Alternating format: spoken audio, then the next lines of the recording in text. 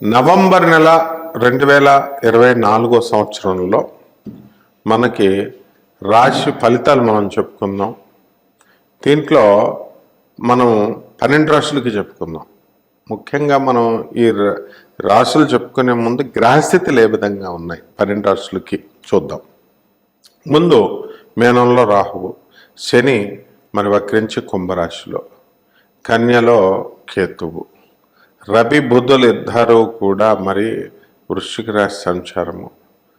తర్వాత మనకి ఈ యొక్క ధనుస్సు రాశిలో మరి శుక్ర సంచారము, కర్కాటకంలో కుజుడు. మరి చాలా రోజులు ఈ మధ్యకాలంలో ఫ్యాషన్ అయిపోయింది అనమాట. కుజుడు స్తంభించేసాడండి. రేపు ఫిబ్రవరి వరకు మాకు యోగ్యత లేదండి, మాకు అర్హత లేదండి అని. ఏం స్తంభించాడు? ఎప్పుడూ రొటీన్గా తిరుగుతాడు కుజుడు. ఆ విధంగా మిథున రాశిలో ఉన్నప్పుడు మీకు ఉత్తమ ఫలితాలను ఇవ్వడు. అలాగే కర్కాటక రాశిలో కుజుడు నేచపట్టాడు కాబట్టి వివిధ రాశులకి నేచ పట్టినా సరే నేచభంగ రాజయోగాలు ఉంటాయి మీ వ్యక్తిగత జాతకాల్లో. కేవలం నేచపట్టినంత మాత్రాన మీకు కుజుడు పాడైపోయినట్టు కాదు. అయితే అలా అనుకుంటే మొత్తం మీద కుజుడు కర్కాటక రాశిలో ఉన్నప్పుడు శాస్త్రం ఒకటి చెప్తోంది. మరి అది మిమ్మల్ని అందరినీ కూడా కుక్కలు కరిచేయాలి. మరి కరిచేసినయ్యా, కరవలేదు కదా. కాబట్టి మనకున్నటువంటి ఈ నవంబర్ నెలలో ఈ రాశి ఆ రాశి అనలేదు. మరి ఎప్పుడైతే ఈ యొక్క రవి మనకి తుల నుంచి వృశ్చిక రాశి సంచారాలు ఇవన్నీ కూడా చేస్తున్నాడో అనారోగ్య సంబంధాలు ఎక్కువగా ఉంటాయి. ఆరోగ్యం మీద ఎఫెక్ట్ మొత్తం 12 రాశుల వాళ్ళకి కూడా ఉంటుందన్నమాట. అలాగే కోర్టు సంబంధమైనటువంటి వ్యవహారాలు మరి ఇవన్నీ కూడా మీకు అనుకూలంగా మీకు తీర్పులు రావడం అనేటటువంటివి జరుగుతాయి. ఇక రైతుల దగ్గరకు వచ్చేసరికి రైతులకి ఖరీదైనటువంటి వస్తువులు మనం కొనుక్కోవాలా, మరి మేము ఇంట్లో ఖరీదైన వస్తువులు కాస్ట్లీ గాడ్జెట్స్ కొనుక్కోవాలా అని ఎదురు చూస్తూ ఉంటారు. వీళ్ళకు కూడా బ్రహ్మాండంగా అప్పులన్నీ కూడా తీరిపోయి ఆదాయం బాగా పెరిగి చక్కగా ఈ ఖరీదైనటువంటి వస్తువులు కొనుక్కునే దిశగా రైతు ప్రయత్నిస్తాడు. అదేవిధంగా ఈ యొక్క దొంగలు ఉంటారు. కేవలం యజమానే కదా, దొంగోడు ఏం దండం పెట్టుకుంటాడు, దేవుడా నేను ఇప్పుడు దొరకకూడదండి అని వీడు అడుగుతాడు. ఇంటి ఓనర్ ఏమడుగుతాడు, నా ఇంట్లోకి ఎవరు దొంగలు పడకూడదు అని వీళ్ళు అడుగుతారు. మరి దేవుడు ఎవరికి ఇవ్వాలా? వాడికి ఒక ఛాన్స్ ఇస్తాడు, వీడికి ఒక ఛాన్స్ ఇస్తాడు. దొంగోడు కూడా బతకాలి కదా. మరి అటువంటిప్పుడు ఈ యొక్క రాశి ఫలాలు చెప్పేటటువంటి వాళ్ళు రైతులను కవర్ చేస్తారు, పోలీసు వాళ్ళని కవర్ చేస్తారు, కమర్షియల్ ట్యాక్స్ వాళ్ళు, ఇన్కమ్ ట్యాక్స్ వాళ్ళని అందరినీ కవర్ చేస్తారు, ప్రైవేట్ ఉద్యోగస్తులను, గవర్నమెంట్ ఉద్యోగస్తులు. మరి దొంగల గురించి ఏం చెప్పరుగా. దొంగలు కూడా వీడియోలు చూస్తూ ఉంటారు కదా. దొంగలు దొరికిపోతారు నాయన ఈ నవంబర్ నెలలో. కాబట్టి దొంగతనాలు మానేసేయండి, చక్కగా చట్టబద్ధంగా మీరు ప్రవర్తించుకోండి.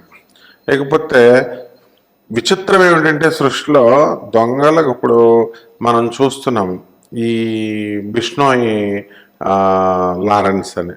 మరి అతను చంపేస్తానని సల్మాన్ ఖాన్ అంటే ఆయనకి అభిమానులు ఉన్నారు. విచిత్రం.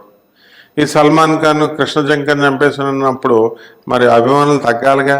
వీళ్ళకు కూడా కొంతమంది మార్పు ఉండాలి కదా. మరి చంపేశాడు అంటున్నారు, జైలు 3 సార్లు శిక్ష ఇస్తుందని, అయినా వాళ్ళకి అభిమానులు ఉంటారు. అలాగే ఈ దొంగల్ని ప్రేమించే వాళ్ళు కూడా ఉంటారు, దొంగలనే ప్రేమించి పెళ్లి చేసుకునేటటువంటి వాళ్ళు కూడా ఉంటారనమాట. కాబట్టి వీళ్ళు కూడా మరి ఏదో ఒక రాశిలో పడతారు కదా. కాబట్టి ఈ యొక్క మనము ముఖ్యంగా వ్యాపార లావాదేవీలు బుధుడు చాలా బ్రహ్మాండమైనటువంటి పరిస్థితులు సంచారం తుల నుంచి వచ్చి తర్వాత మనకి వృశ్చిక రాశి సంచారం చేస్తున్నాడు. కాబట్టి మనకి ఏమవుతుందండి అని అంటే మనకి వ్యాపారాలన్నీ కూడా మరి మొదట భాగం అంతా కూడా నవంబర్ 1 నుంచి 15 తేదీ వరకు బ్రహ్మాండంగా ఉంటుంది. ఆ తర్వాత నుంచి కొంచెం వ్యాపారాలు డల్ అవుతూ ఉంటాయి.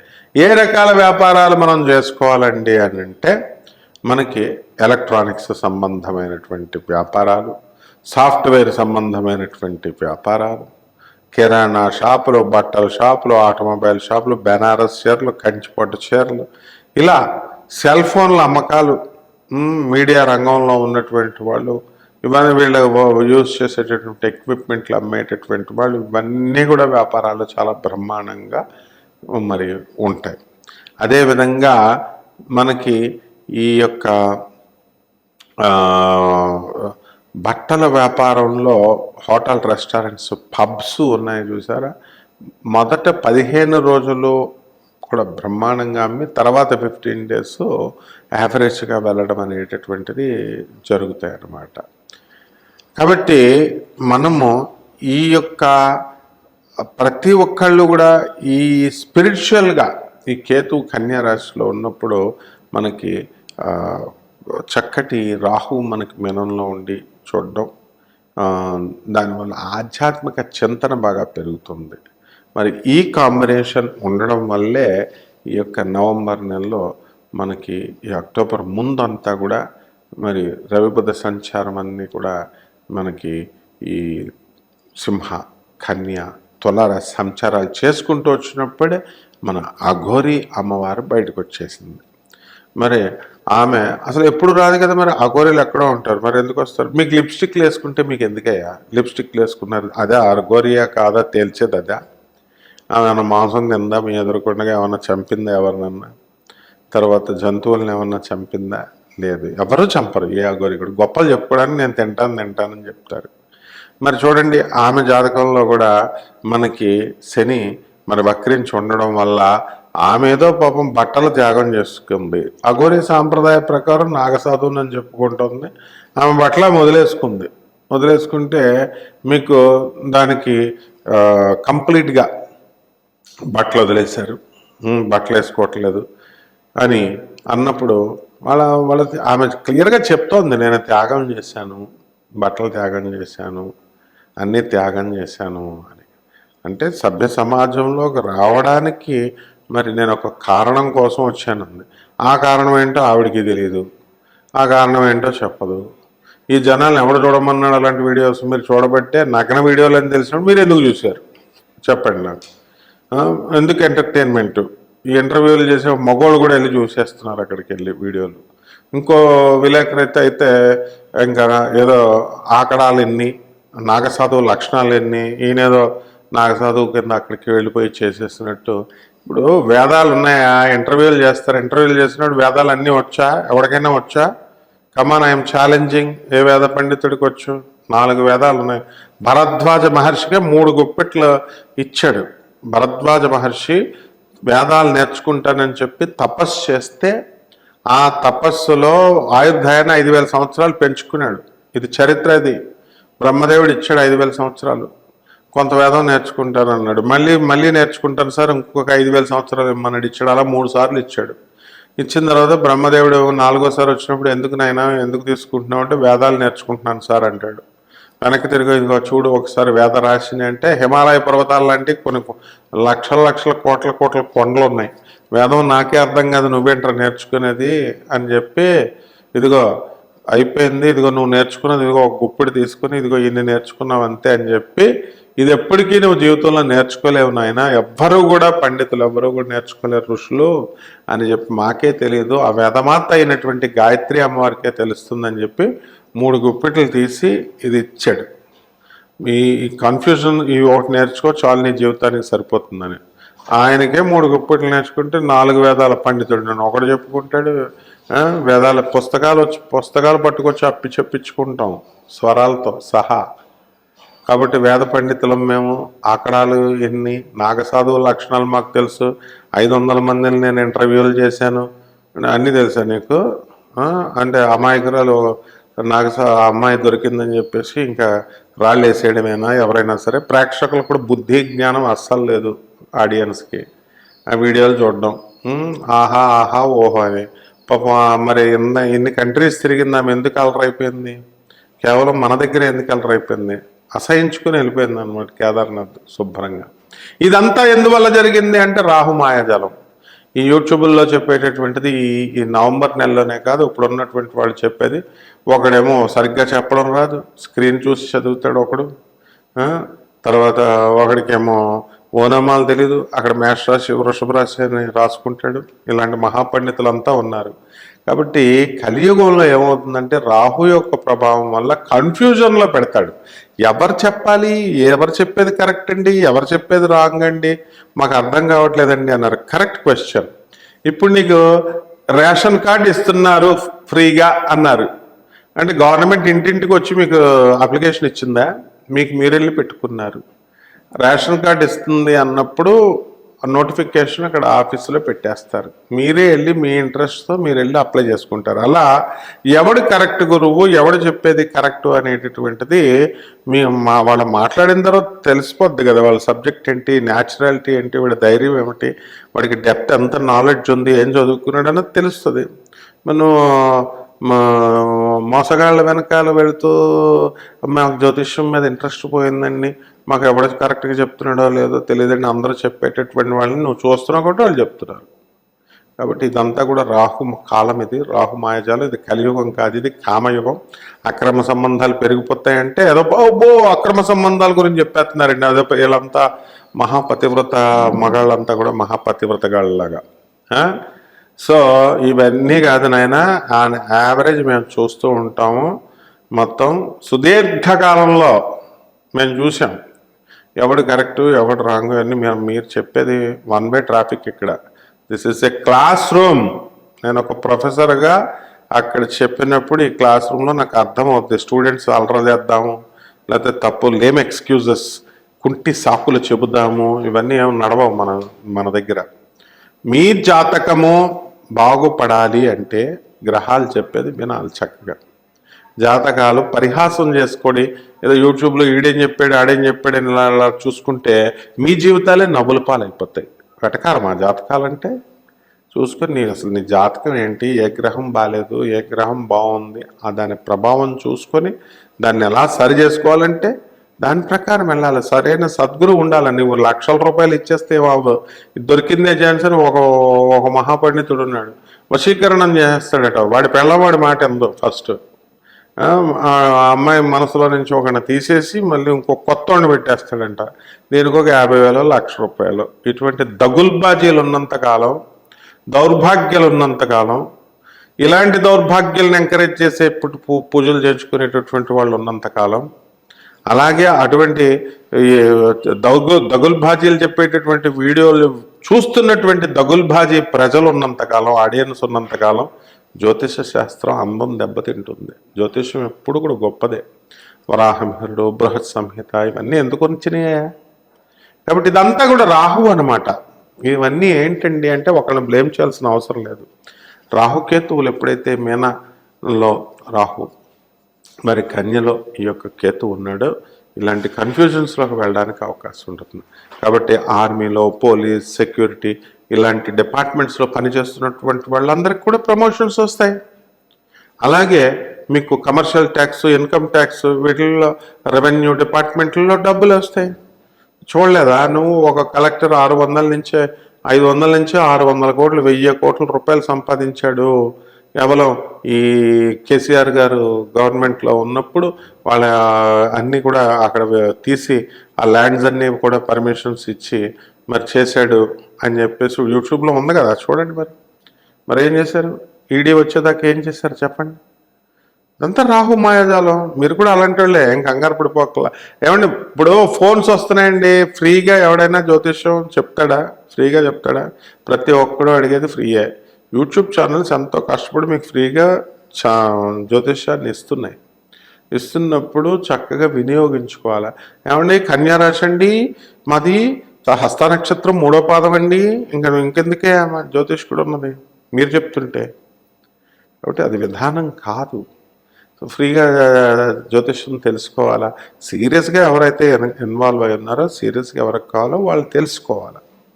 ఇదంతా కూడా రాహు మాయాజాలం. అలాగే గురుడు వృషభ రాశిలో వచ్చాడు. ఏ పని చేయనండి, నేను ఖాళీగా ఉన్నానండి, నువ్వు ఎవరిని చూడండి, నీ కాల్స్ అన్ని ఎవరు కాల్స్ వచ్చినా సరే ఖాళీగా ఉన్నానండి, చాలా సంవత్సరాల నుంచి నాకు కలిసి రావట్లేదండి. ఎందుకు కలిసి వస్తుందా? నువ్వు దాన ధర్మాలు ఏం చేసావు? నువ్వు దానం ధర్మం కూడా నేర్పాలి తల్లిదండ్రులు అనేటటువంటి వాళ్ళు.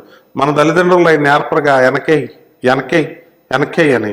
అందుకే అక్షతలు కూడా మనం పూజలు చేసినప్పుడు ఉత్తిష్టంత భూత పిశాచాహ ఏతే భూమి భారకాహ ఏతా ఉత్తిష్టంతు భూత పిశాచాః ఏ తేషామ విరోధేన బ్రహ్మ కర్మ సమారభే అని. ఇలా ఆ మొక్కు వాసన చూసి ఎందుకేస్తాం, వెనక్కేసేయడం కాదు.